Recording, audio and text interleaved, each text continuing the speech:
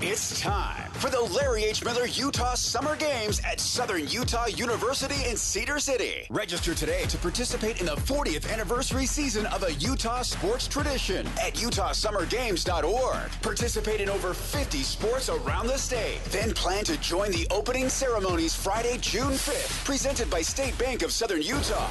Register today to participate in the 40th anniversary season of the Larry H. Miller Utah Summer Games.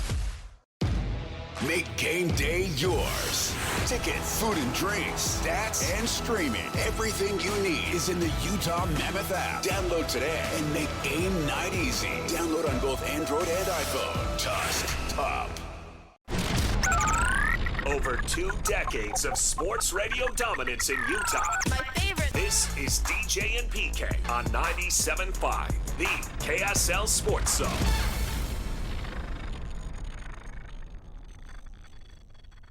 DJ and PK, it's 97.5, the KSL Sports Zone. AJ Dybantsa announced he's going pro yesterday. He's going to the NBA. I know college basketball feels, looks, and pays like pro basketball, but nonetheless, he is leaving for the NBA. Will AJ Dybantsa become the 3rd player from one of our Utah universities to be drafted number 1? Bum, bum, bum. And the first Cougar, I might add. You did add. Andrew Bogut, and who else, Mike wants to know? Alex Smith didn't play basketball, LOL. Well, PK put this question up, and PK knows his basketball history. Billy the Hill McGill. Now, of course, we're going back more than 60 years, but nonetheless, he was the number one pick in the NBA draft. Yeah, I learned all about Billy the Hill McGill. I didn't know about him, then I got there at Utah. Just the same thing at BYU and Utah State. Didn't have a whole lot of history. BYU football to a degree. The other sports when I first got here, not nearly as much. I mean, I knew of Chambers and Vrains, obviously, and gosh, Markoff filled me in quickly on Pace Mannion and how good of a player he was. Markoff was a walking historian of the place, and obviously I knew about Danny, but he talked to me about Chosich and what a remarkable player he was. Never saw him, obviously, but Bill saw him right there from press row and raved about him. So I caught up pretty quickly in my history. Pearl, Poison, Pollard back in the 50s, and Billy that you speak of. So, yeah, he was, and then Andrew Bogut. And now Dybantsa has this opportunity. And if I'm picking first, no matter, I don't care who I am, it doesn't matter which team of the top 4 teams that have this opportunity to get him, I think that you take him. Yeah, absolutely. And I got some issues that I saw pointed out online with Mr. Locke that I want to get his thoughts on because I respect his basketball knowledge and insight extremely. So I don't know that it's going to be the Jazz. Obviously, none of us do. I'd be over the moon if that were the case. I still think the Jazz will get a good player either way. But to me, Dybantsa showed enough. If you're going to go on tape and athletic ability and the things that seem to matter, I don't see how he's not. Who would Locke take number 1? You have to ask him. him. Wait and let him reveal that. I don't know. He may not be prepared to answer that yet. And that's okay. If his point is that AJ isn't a lock for all-time greatness and whatever, stuff you want to put out there, there are flaws to his game, I can accept all of that. Absolutely. But when I look at the other players and the issues there, I feel like it's clear you would go with AJ at number 1. And you could live to regret it. I mean, Kansas, I don't know what was going on at Kansas, PK, but load management in college, there was just too much of that, and that just looks like a big red flag to me. Now, it was a little different, but the guy who had the big red flag, and people were talking about the talent, but the other stuff, like what's going on here, was Ace Bailey. And it has worked out like a charm for the Jazz. He dropped to 5. And in retrospect, I'm not sure that should have happened. He was pegged at 3 most of the season. And so he dropped a couple spots. I don't know about Darren. Peterson, Kansas. I think in retrospect, if I'm Philadelphia and Charlotte, who didn't they take got him such good players. Yeah, so it's not in retrospect. Right, yeah. Well, I mean, you get 5-10 years down and you see how the careers go. But sitting here after year one, yeah, you can justify all the top five. That everybody got top five value picking in the top five. Yeah. And usually when you get 5-10 years down the line, you can look back and say there's 2 or 3 guys who shouldn't have gone top five. Yeah, but maybe two of them are just complete you're right. bust. You're right. Absolutely. There's no doubt about it. But that last year was a great year for top five. It looks like, unless, who knows, there might be changes with injuries and whatnot, knock on wood that it's not. But that looks like great top five picks. The Peterson thing, I'm not so worried about that. I want to see for myself. I want to know everything that I can know about him, because who am I to tell him, hey, you don't sit, you need to ball out, and you could get hurt and you could lose money. What am I going to tell him? No. The system made him play college ball, not he wanted to. I don't think that he was like Dybantsa. If you were eligible for the NBA draft after high school, which I think is what you and I both think it should be, but it isn't, that he and Dybantsa would have been straight to the NBA. Oh, I don't even think that they have to wait till high school. Oh, let them go at 16, and go whatever. I mean, the baseball, they signed these Caribbean kids as teenagers. What's the difference? Why? I'm not going to say they have to go to high school if they don't want to. I don't know that I put any restrictions on it. We see teenagers in other occupations, I guess you could say. I mean, I wouldn't necessarily want it if that, you're looking for best thing for the young man, young woman. I get all that. But that's their choice. But nevertheless, if he decided that he wanted to sit out to maintain this huge investment, or his handlers, and he's a kid too. So what do you get told? I mean, that's the deal with Ace Bailey. You would think, yeah. It wasn't his idea. That was, an adult said, this is a good idea. So right, and he's been listening to these people. Yeah. I mean, Sewell, now it was the COVID year, and the Pac-12, they had their political reasons, and so they barely played any games, and BYU played them all, and everybody came out fine. But Sewell didn't play that year. There's kids who did that. I mean, what's the difference between what Peterson did versus Clark Phillips, I think, didn't play in the second Rose Bowl? The Rose Bowl. Yep. He didn't play. And he's a Southern California kid. Where was the outrage? I think the difference is it's one game. What's the difference? And the sport is way more violent, and I think that's the difference. And I think if it were a one quarterback is way more violent, I don't buy it. If it was one basketball game, nobody'd be saying a thing. Yeah, but they play way more. What's the percentage of games that he missed versus the percentage of games of football? You're not going to compare one basketball game in which you play 35 versus football in which you play 13 or 14 if you're lucky. That doesn't make any sense. Sure it does. But anyway. No, it doesn't. It made total sense to me. Of course it did, but you're wrong. Nice. It's the percentage of the games. The theory is the same. Peterson played about 2/3 of their games. But even in those games, he pulled himself out of games at times and sat for a whole second half. So, to protect the investment, you're going to tell him, risk the investment? Who are you to tell him to risk the investment? I'm David James. I know, but Bill Self didn't even do it. He couldn't, and he wasn't happy about it. And he signed up for it. He did sign up for it. As a matter of fact, he paid money for it. Other people, rich people's money. No, I got you. Yeah, that's an excellent point. You're right. Yeah. He did pay money for it because it wasn't literally his money. He was given it, and then he moved it. But money that he could have used elsewhere. Yeah. So, in a sense, it was his money. He picked his poison, as it were. And maybe that is an issue. Maybe it is. But I want to see it and talk to the young man and talk to his people myself. I get why before all that happened, I get why Dybantsa was 1, Peterson was 2, and Boozer was 3. I also get why some people saw Peterson 1 and Dybantsa 2 and Boozer 3. Boozer is incredibly reliable, but I think lacks the top-end athleticism. He does. He totally does. He's going to be does. a really good pro, but I don't think he's going to be a great pro. I don't think he can be the best guy on an elite team, and the other two could be. I mean, Peterson has to be healthy and play and all that, but if he is, and you pass on him, you could feel pretty foolish later on, because when he's on, when he's dialed in and he's playing and he's good, he's really good.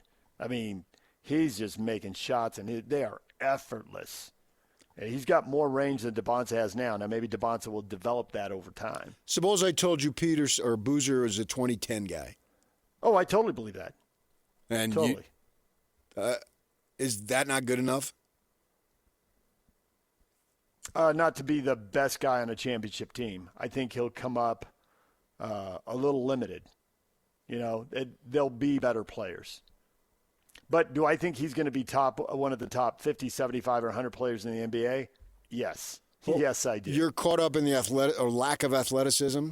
I think that at the highest end of the NBA, you got to have that. Does Jokic have it? Does Doncic have it? No, but he's 3 or 4 inches taller. Doncic is not 3 or 4 inches taller. No, he is not. But Dybantsa can run the offense and score from more places on the floor. And I would say that I haven't seen that from Boozer. He can't score from more places on the floor.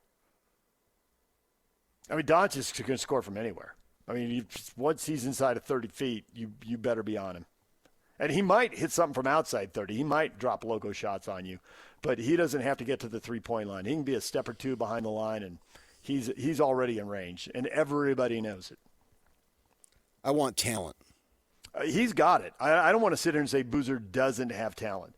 And he can score. The thing is, the game's starting to evolve a little more. It went so heavy three-point, and you can see it coming back. There's more value in the mid-range. Players are getting better at it. Plus, it's the open shot. So it's not just mid-range versus 3. It's open mid-range versus contested 3. And we're seeing more of that. And, man, once Boozer gets into that 15 to 17-foot range, I got a lot of confidence in him. And he can take people off the dribble from 15 feet and get you something inside of 5.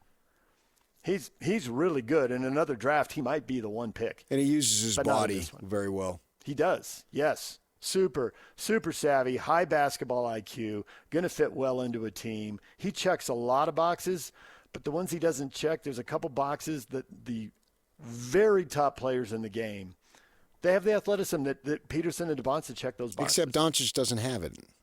No, he doesn't have the athleticism, but Locke. He still has the range and the ability to shoot from so many places. And to shoot, he's got quite a bit of size, not elite size, but he can get off contested shots. It is really hard to deny that guy a shot. I mean, he's not Durant. Durant's just and Nowitzki's fadeaway. There's guys it's impossible to deny a shot. You better deny the ball, because once they have the ball, they're going to get a shot. And Doncic is only a half a notch behind that. If it's not Dybantsa, then I want Boozer, because then he'll be the first Salt Lake City native to go number 1 in the draft. Find a tie. Find a tie. He was born in Salt Lake City, Utah. There you go. Nobody talks about that. Well, and for all the fans who are caught up, and you and I aren't, but we might as well talk to the fans who are, because we know they're listening. For the fans who are caught up in, they're going to draft this player, but he's not going to stay.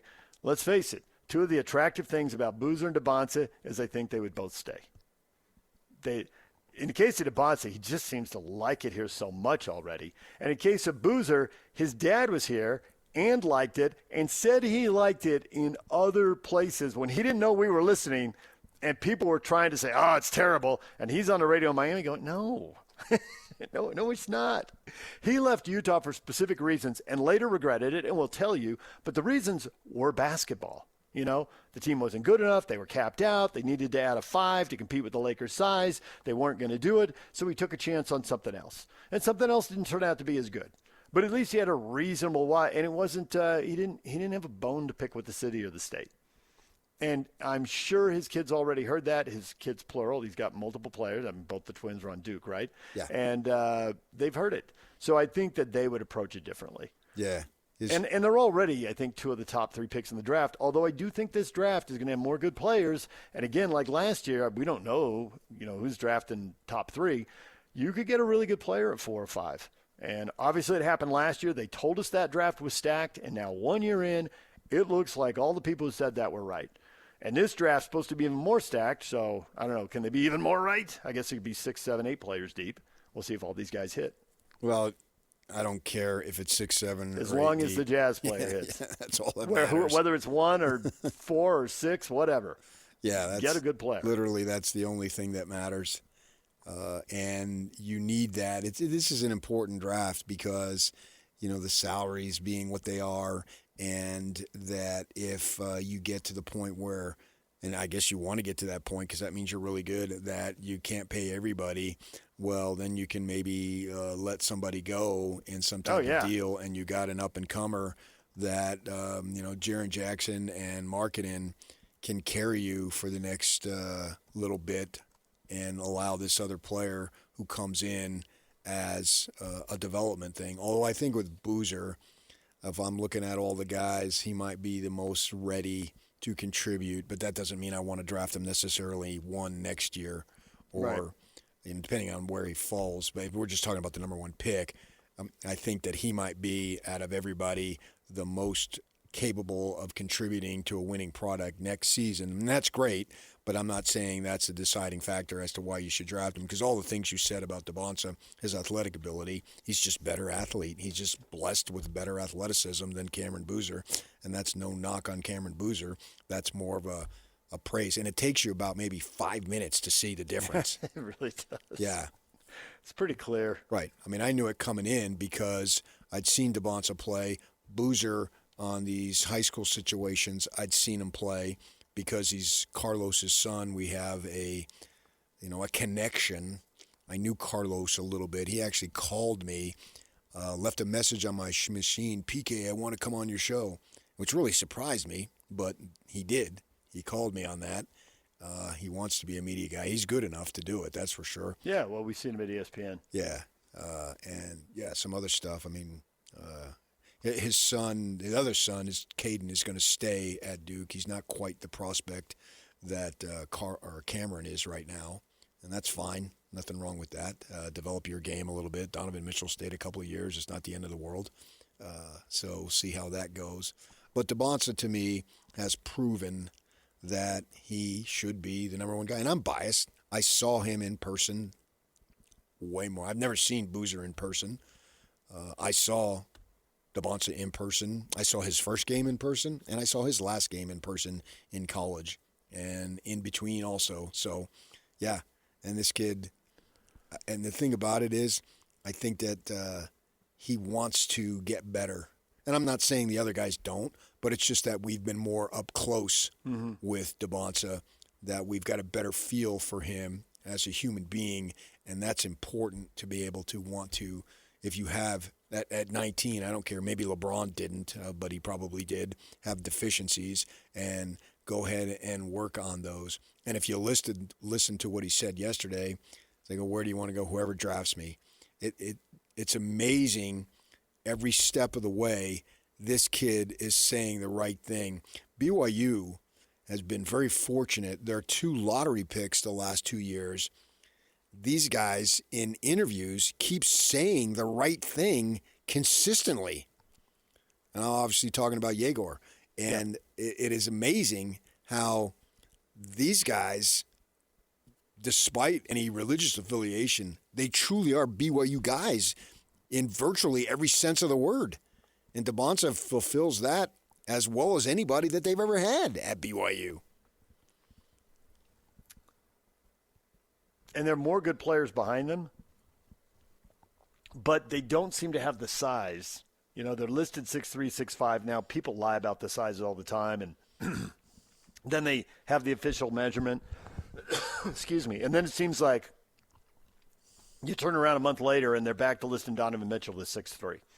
And I think we both know people who've talked to Donovan Mitchell. And even Mitchell finds it ridiculous. He's laughed about it and made jokes about it. They're just going to list him wherever they're going to list him. He don't worry about that, but other people do. It'll be interesting to see how big, because there's several guards who seem to be like they're going to go 5, 6, 7, 8, somewhere in there. Oh, for sure. Yes. And how big are those guys? Because the guys, at 6'4", 6'5", it's not ideal, but you can work with it.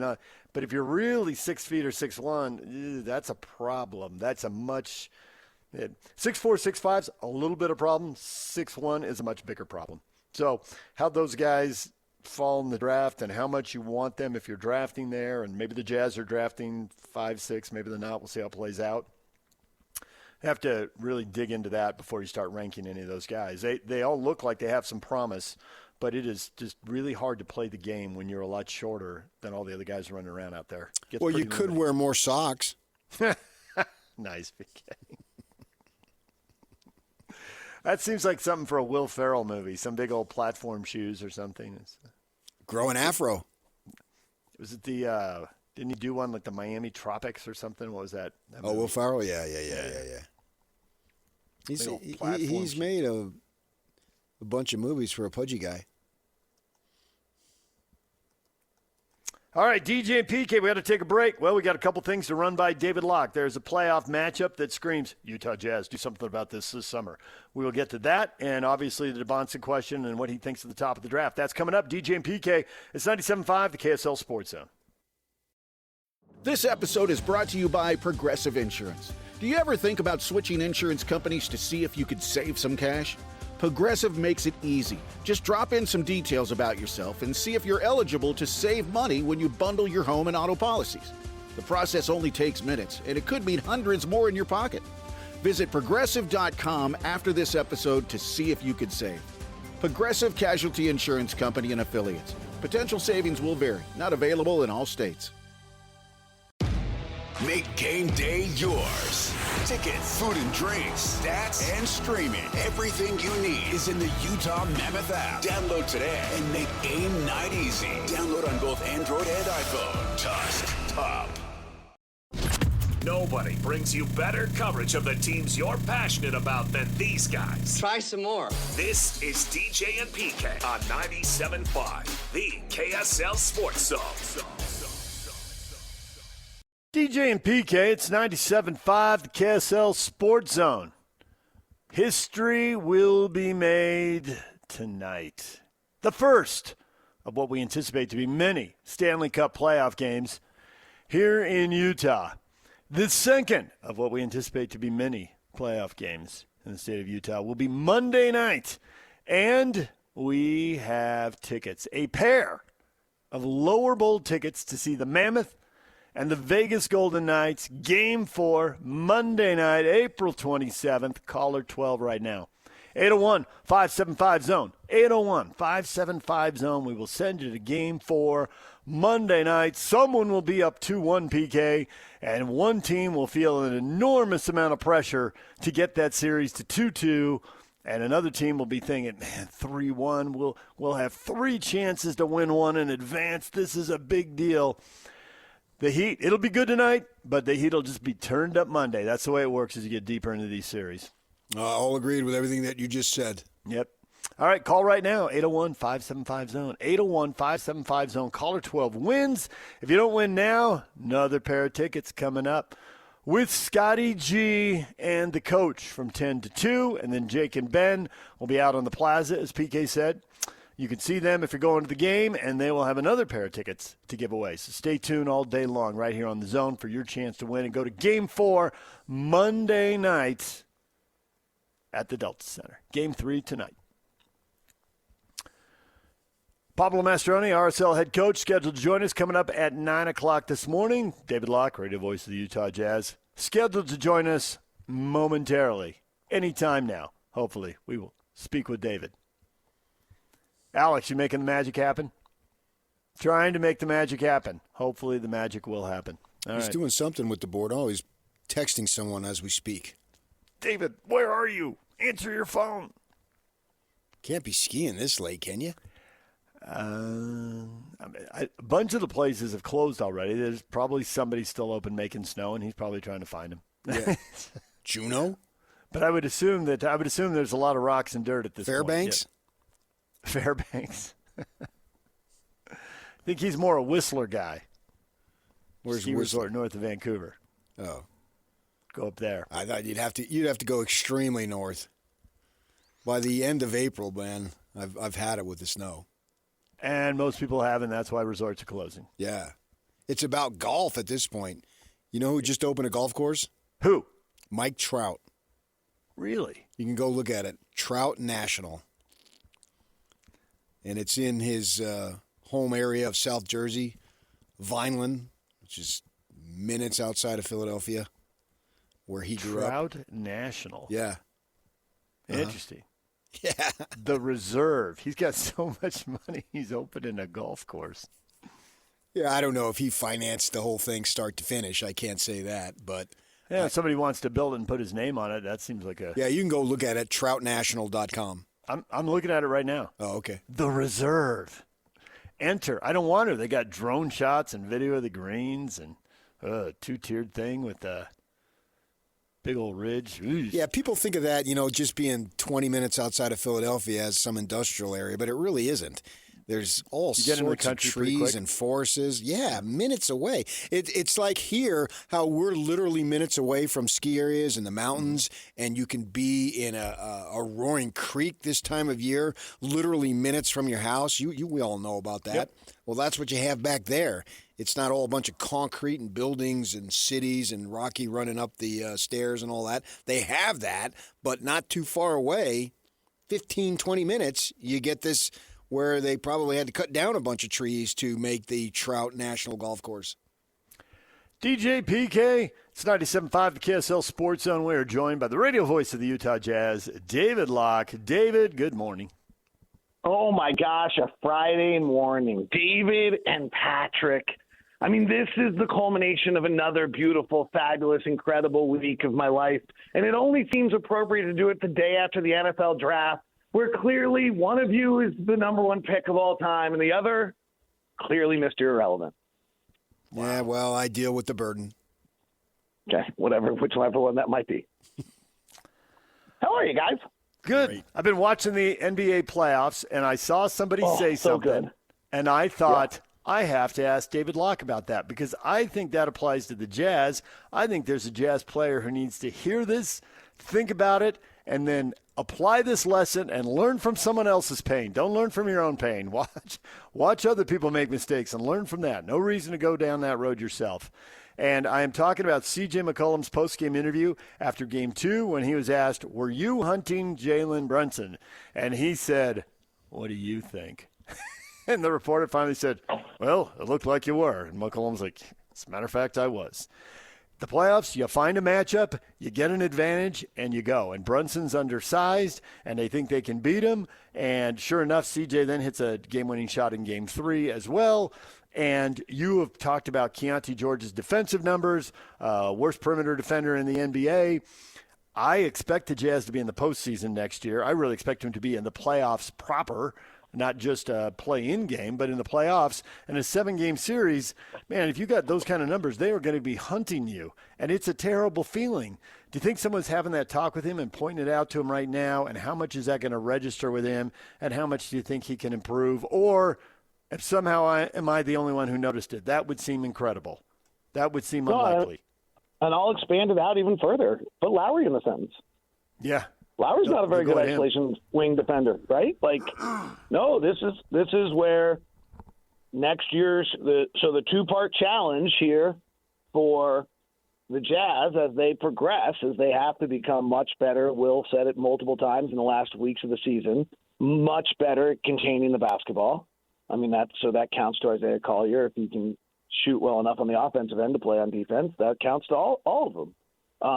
They have to be just a dramatic increase in performance on the defensive end. The numbers you're commenting on are Taylor Snar's dunks and threes have had Keontae as the worst defender in the NBA 2 years in a row. I don't know if that's true, but you're not that and good, right? Like it might not be the worst. That might be a stretch, but you're not that and good. So yes, but I also think it applies to Lowry. I think it also applies to like Will Hardy's going to have to figure out some scheme things with the amount of size that he has of how is it that we don't get Keontae on an island. And I think Keontae should be better. I'm frankly more worried about Lowry. Like I think Lowry has some physical limitations on whether in space he actually can defend as a wing 3. You know, if we're into the playoffs and it's Walker and it's Jaren and it's Lowry and we're that big and they're going to pull Lowry out and put him into actions, like, okay, well, how are we getting Jaren, Ace Bailey, and Walker Kessler on the backside to help out and keeping them off the rim and keeping them at 15 to 18 feet? So I think there's a schematic challenge to Will Hardy as well. No, I mean, hey, there was the Jaden McDaniels comment that every single guy in Denver is a bad defender, right? And that they're just attacking. Denver, the Jazz actually, I'm sure somebody else had done it long before, and we opened the broadcast that night talking about the Nuggets were 28th in the league in rim defense. But the Jazz, I think, had 80 restricted area points against Denver. You know, like Denver just can't stop you from getting to the rim, and then Jokic can't defend the rim. It's a real, like, the Jazz, ironically enough, I think other people had as well. It really exposed that problem at Denver. I actually, looking back at the last 3-4 weeks of the season, and think it's really interesting to look at like teams we played that just kicked the crap out of us, who like saw a crappy team coming in who had no interest in winning and just beat the crap out of us, and then those who played with their food. And those that played with their food are in trouble right now. That entertained PK. Nice chuckle, PK. Listening to your, the lockdown stuff you do with the Jazz, you were talking about Dybantsa and potential hole in the game, and I saw you took some blowback. Well, wait a second, man. You've got Ace Bailey as a potential number one option, and their three-point shooting numbers are not that drastically different. Why were you high on one and have concern for the other? So AJ Dybantsa comes out as a 30, first percentile of catch and shoot players in the NBA. And 40th percentile in college basketball. And the 40th percentile number has been a huge threshold number for players in 7 years worth of data that I've collected. So those players that are under these certain thresholds. Now, let me just be clear on one or two things on AJ. One is that his dribble is shooting off the dribble. Numbers are pretty good, which gives you some feeling this might not be a problem, and his spot-up numbers are okay, but catch and shoot has been the best correlation we have. And if you're in the 40th, here's the numbers. There's been 67 players that have been below the 40th percentile. This is going to get geeky, DJ. You can interrupt me if you want to. And really what happens, I ran all the numbers. AJ's in the 34th percentile. He's the only player in the top 10, other than some Caleb Wilson lack of offensive numbers, that hit any red flags. Like, I have certain numbers that hit red flags. No one else hit one. That was the only one. Here's the number. Of the 67 players in the 7 years of the database that I have that are below the 40 percentile threshold, 30 of the 67, 45%, have gone on to be 33% or less as three-point shooters. Another 20 have gone between 33 and 35, so that's below league average. So that's 65% are below league average. Check that. That's 75% are below league average. 75% of players that have catch-and-shoot numbers of the level of AJ Dybantsa in college are below average three-point shooters. Only 25% are good, 35 to 38% being good, 16%, and very good 9%. The contrast to those players that are above, if someone's above that number, the chance of them becoming a bad shooter is really very limited, and the chance of them becoming a good shooter is pretty limited. So the above 40% group, only 31% of those became bad shooters.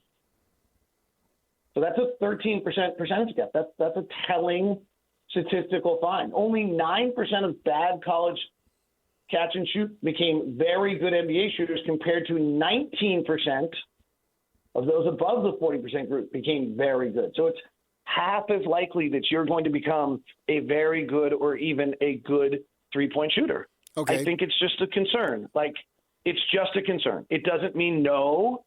Like, it's getting misinterpreted. But, like, okay, here's the red flag.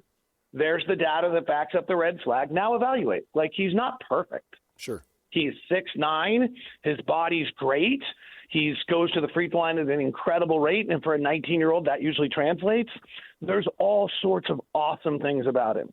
But this is the one that's concerning, and specifically to me, it reeks of Paolo Banchero. And I'm not a fan of Paolo Banchero, but I'm sure AJ plays harder than Paolo Banchero, so it's probably fine. Suppose you're dominant in other things then, and you don't take as many threes. Yeah, then you're not. Then that's not the NBA. Like, who's doing that? I know DJ was talking about how the game's changing a little bit. I don't think it is. Like, you got to shoot, man. I thought that what's his name, Nathan Grubler from No Ceilings, who does Locked on NBA Draft for No Ceilings, had a great line the other day. Shooting is now a prerequisite, and the other skills are the differentiator. It used to be that shooting was a differentiator. Shooting is now a prerequisite. But when you say shooting, you're talking about 3-point shooting. Well, the ability to shoot at all levels. Like, all right, who's a really great player in the NBA that can't shoot the three? Rudy Gobert. We're talking about the number one pick of the draft.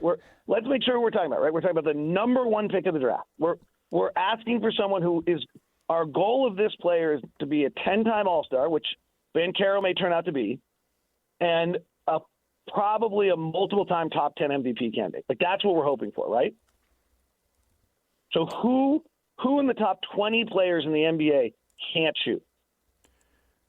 Well, probably the worst shooter among elite scorers. He's streaky, and he's great when he's on, but he's up. Maybe Jamal Murray. Yeah, but he's 38.5%. He's under 40. Yeah, he's 36 in the okay, career. That's elite. Small sample in this series. That's elite. Like, his career number is 38.5. But we're not talking about that. We're talking about the chance that AJ Dybantsa, the numbers say there's a real chance. I'm not saying this is a case. I'm just telling you the numbers. Like, we got to listen to exactly what I'm saying. There's a real chance he's a below 33% three-point shooter. Most people know that if you said, okay, what's the hole in his game, they would say, well, he's got to become a better three-point shooter. I think even you can go to, 17,000 BYU fans are in there screaming. And when they stop screaming when the game is over, he said, what does he have to improve in the NBA? I think they would say his three-point shooting. And what all these numbers you've given us is that if you're where he is, it's not a slam dunk. The odds are against you. Obviously, some people do it. You've given us those numbers. But it isn't an automatic that he's going to improve there. And most of the best players in the sport do shoot the three pretty well. They do. Yeah. So if you can't. Okay, you said it perfectly. You said it perfectly. And just to, for those who want to, you still got to, Anthony Edwards was one of them, by the way. Anthony Edwards was on the wrong side of this. So it can happen. And Anthony Edwards is now one of the elite shooters in the NBA. Who are the best shooters from three in the NBA? Depends, are we talking volume or just Luke Kennard, percentage. AJ Green, 44%. Yeah, those guys are role players. Yeah, I don't want a role player with the number one pick. Right, but the best scorer, Anthony Edwards, 38-39%. Jamal Murray, 38-39% for the year. Steph Curry, 40% for the year. Run through the best. Kevin Durant's probably 40% from three. Give me the top 10. Luka's up to 35-36% from three. The best scorers in the NBA are up at 35-36% from three. And really, Donovan Mitchell, 38-39% from three at an incredibly high volume. They're great shooter. The best players in the league are great shooters. Cade Cunningham might not be. Cade Cunningham might be at 33 or 34%. And I bet he might be the exception to the rule this year. I'd have to see what his numbers finished at. But if we go run the top 15 shoot scorers in the league, they're up 35, 36%. The script of a high scorer at 30-31% is a problem. I'm not saying that's going to be. I'm just saying that's got to be a discussion. It's just not a slam dunk. I think you're ripping the kid because you don't like BYU. That's what you're doing. Right, 100%. That is such a cheeky thing to say. Because a spreadsheet kicked out a red number. I didn't realize that my whole problem was a negative number. And I hate BYU, but a negative number in my system is red. So all the Utah fans hate me because I'm implying that red in my if a number goes below a threshold, it turns to red. And red is negative, and that's my fault. I clearly hate Utah, too. Yeah. If you passed on Dybantsa, because all of this is relative, if you passed on Dybantsa who's the number one pick, because the other people, there is no perfect player. Everybody coming into the pros has something they've got to improve. I mean, it's Kevin Durant, who everybody knew was awesome, couldn't lift enough weight. So there's always going to be something. So on Peterson, I think watching him a little bit at Kansas, they had just no space, and it's just hard to tell what he can do if he's playing pick and roll. He just didn't run very many of them, and he obviously didn't play a huge amount. So I would, really have to try to go back and look at some of his high school stuff and then maybe have him in the gym, or, that's hard to do at this point. But I'd have to have an understanding of what you think he can do with the ball in his hands. He's clearly not a point guard. Like, he's a two guard from the little bit I've watched. Yeah. But his movement shooting is pretty incredible. He made two plays in a game. Where was it? It was Kansas, Texas, maybe, or Kansas. Anyway, 2 second jump plays on the rim where he followed up his own misses that were just like astronomical. So I think in space, he's, and he almost never got in transition in Kansas because it was just so clogged. So I think that, you have to figure that out. And then I do think there's a Cameron Boozer argument here. Defensively, certainly, there's two. So the negative is that he's just so heavy-legged and whether he can move defensively. Ironically, I think he reminds me of Banchero in that sense. So we're just kind of going back to this former number one pick. And he's got – I wonder if he could thin back out a little bit. Like, I just don't know that I think that's his playing weight. In college, you're bigger and stronger and you're a beast. And I don't know – but his body might not. And then he's a mobility problem, and he's certainly not going to be a rim defender. So he's in the ilk of Sabonis and Şengün and these kind of players. The one thing that's really different about him is he can really shoot. And so, like, Sabonis and Şengün have been these hubs until recently when Şengün has decided he doesn't pass anymore because he doesn't like burner count. And so, therefore, he's forgotten that he once was a passer. But if you kind of go to Sabonis and Şengün prior to the second half of this season, they were able to play this offensive hub role, poor man Jokic, but neither of them could really shoot it. What happens if you have Cameron Boozer playing this offensive hub role both inside and outside the three-point line, and he can shoot? Like, I really think that's a fabulously interesting player that can transform who you are offensively. Defensively, you got to figure it out, right? Same kind of conversation that there is possibly this glaring weakness, and we just opened this conversation about if you can't defend in space, you're going to be pulled out to the middle of the floor in the playoffs. And Boozer feels like that could be the case for him. But I do think there's a real chance that he could be one of the most influential offensive players in the league. I don't know that he could run the offense, and maybe he could, but I don't know that he could do that outside the three-point line. Now you're starting to talk Jokic territory, Yeah. But definitely. I'm being careful to not use that name, but yes, you're correct. But definitely at the high post in that 15, 17, 18-foot range, I think he's a terror. I think that's the reason everyone's had him a slam dunk top 3 pick, because when he gets the ball in that range, he can shoot it, he can pass it, he can put it on the floor and beat you to the hoop and get a layup or a dunk. He is a terror. And so if he'd grown up 30 or 40 years ago when people were running high post offenses, oh my gosh, I mean, holy cow, that'd be awesome.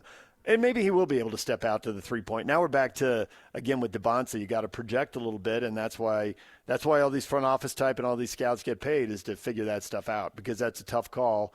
And it's like you said with Peterson, there's stuff you don't have to do in college. You just don't have to run an offense that far from the hoop.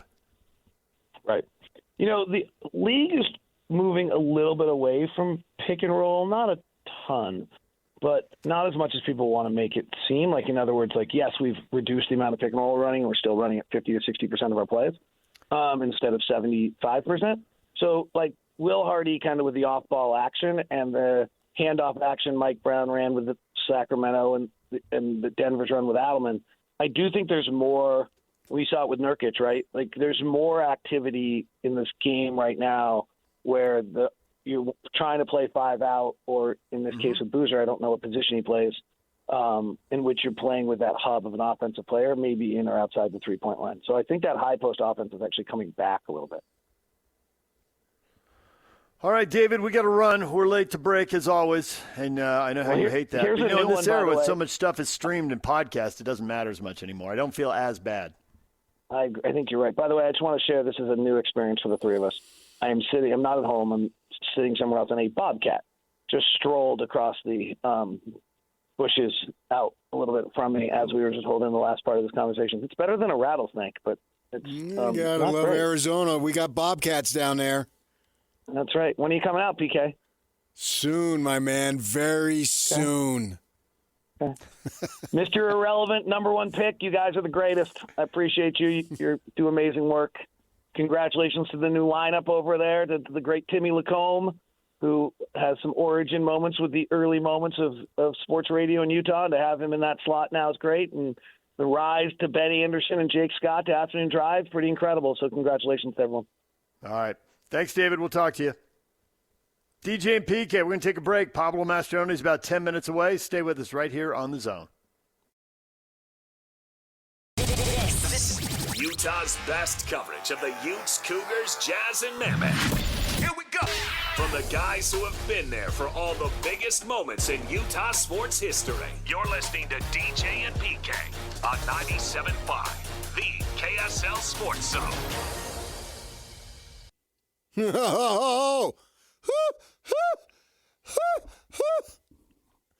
Billie Jean is not my lover. Alex, you know why I asked you to play this? Why did you ask me to play this? Because I, along with the significant other, my old lady, my wife, for many, many years, we went and saw the movie yesterday, Michael. Now, you're a youngster. How old are you? I'm 26. 26? All right, you're older than old, what's-his-face, Christian. You've heard of Michael Jackson. I've heard of Michael Jackson. Yeah, so they got a movie called Michael, and I went and saw it yesterday. Oh, my gosh. A lot of good music in there, and it's played. The lead guy is actually the nephew of Michael Jackson, his older brother.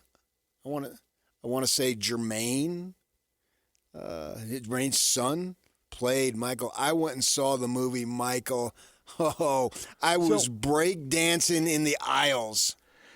Was it mostly about the childhood? Was it mostly about the adult megastar times? Was it the whole thing? What was it about? Started in Gary, Indiana, and I've been in Gary, Indiana, and that's the most depressed town I've ever been in the United States. And it went through 1984, 85. After the Victory Tour with his brothers, then he did some other tour. He did another tour by himself, and it ended there. And so it went from Gary, Indiana to Encino, where the compound was, and then ended right around the mid-'80s. So he would have been, Encino? In his third. Well, Encino's where they moved to. It's in the valley. Oh, okay. Yeah. Yeah, I knew that. I didn't know he'd been in the valley. Oh, yeah, that's where they moved. Eventually, he moved to San Ynez. Right. He had the Neverland up there. Yeah, the Neverland. But the family. The entire Jackson family moved to Encino, and that's where they were located. People of a certain age remember the movie Encino Man. That was Encino's claim to fame. Oh, okay. Well. Gave it a little. That's why people know where Encino. I just wasn't aware they'd lived in the valley. I don't know. Oh, you didn't know that? Yeah, I had known that. I knew they'd been in L.A. I didn't know it was a valley. I probably assumed that at that point they were somewhere with a little ritzier zip code, if you know what I mean. Yeah, but there's a big fancy house, and he brought his animals there and all that. So I saw the critics didn't like it. I liked it. I'm a Michael Jackson fan, Jackson 5 fan growing up. The dad, Joe Jackson, who they all called Joseph, is not portrayed very well. I will say that. I saw Joe Jackson in Vegas at the Orleans outside by the pool once, of all places. And he had a bunch of security, but it was him. I know it was him. And he's deceased now. But, yeah, it was a good movie and a lot of fun. And DJ, Billie Jean is not my lover. The kid is not my son. I don't understand. You could have eliminated that by simply getting a paternity test. You didn't need to write a song about it. See, there you go. Very good logic. Wreck's a hit song, but it's great logic. When we come back, Pablo Mastroeni, RSL head coach, joins us. They play the Galaxy in L.A. Sunday. We'll talk with Pablo next. Stay with us.